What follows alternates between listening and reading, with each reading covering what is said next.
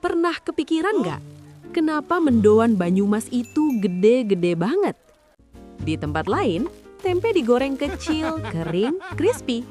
Tapi di Banyumas, tipis, lebar, kayak selimut.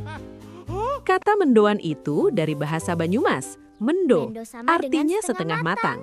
Makanya, mendoan itu nggak pernah niat jadi crispy. Digoreng sebentar doang, luarnya mateng, dalamnya masih lembut, kayak hati yang sering disakiti. Terus, kenapa harus besar?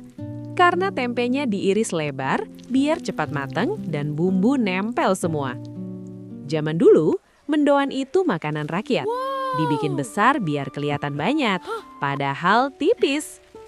Kayak orang Banyumas, santai, sederhana, gak neko-neko tapi ngenyangin. Intinya, jangan nilai dari ukuran. Tapi kalau mendoan, makin gede makin bahagia.